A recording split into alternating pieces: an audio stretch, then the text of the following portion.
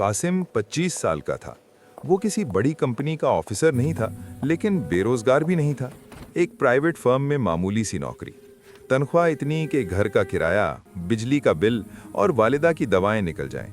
ना ज्यादा अमीर ना इतना गरीब के हाथ फैलाना पड़े, बस वही मिडिल क्लास जिसकी सांसें हिसाब से चलती हैं। वालिद का साया बरसों पहले उठ चुका था, इसलिए घर की जिम्मेदारी इसी के कंधों पर थी। दफ्तर में उसका एक कुलीग था। उसने एक छोटा सा ऑनलाइन बिजनेस शुरू करने का मंसूबा बनाया। उसे बैंक लोन के लिए जामिन चाहिए था, तो उसने कासिम का इंतखाब किया क्योंकि वो हमेशा दूसरों के काम आ जाता था। कासिम ने भी ये सोचकर दस्तखत कर दिए कि अगर मैं किसी के काम ना आ सका तो मेरी नमाजें किस काम की।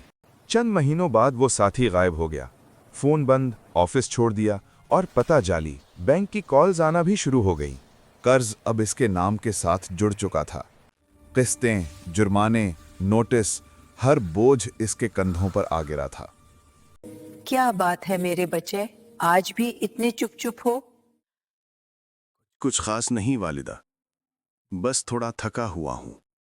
वो कैसे बताता कि जिस बेटे को माँ अपना सहारा कहती थी, वो खुद टूट रहा है।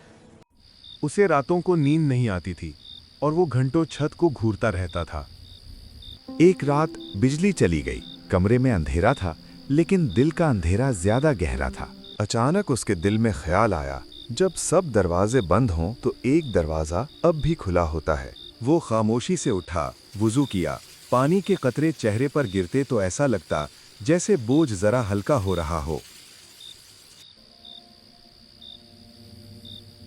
उसने नमाज शुरू की और खुद को अपने रब के हवाले कर दिया।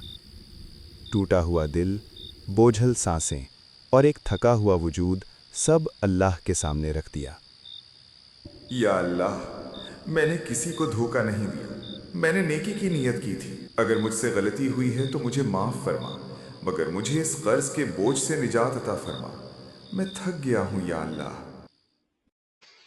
उसने तहज्जुद के बाद फजर की नमाज भी अदा की। फिर वो देर तक जाए नमाज पर ही बैठा रहा। दिल में एक अजीब सा सुकून उतर आया था। ऐसा सुकून जो मसाइल मिटा नहीं रहा था, मगर उन्हें सहने का हौसला दे रहा था। चंद हफ्तों बाद शहर की एक बड़ी कंपनी में अचानक एक मीटिंग रखी गई। कंपनी को एक मेहनती और ईमानदार शख्स की जरूरत थी और इसका नाम सबसे पहले लिया गया। फिर एक पुराना रिश्तेदार जिससे बरसों राब्ता नहीं था, उसने अपना कारोबार पार्टनरशिप में देने की पेशकश की। कर्ज आहिस्ता आहिस्ता उतरने लगा। सबसे बड़ी तब्दीली ये थी कि अब वो फजर के बाद भी जागता रहता था। वो जान चुका था कर्ज सिर्फ पैसों का नहीं होता, कभी कभी ये बोझ अल्लाह की तरफ पलटने का रास्ता बन जाता है।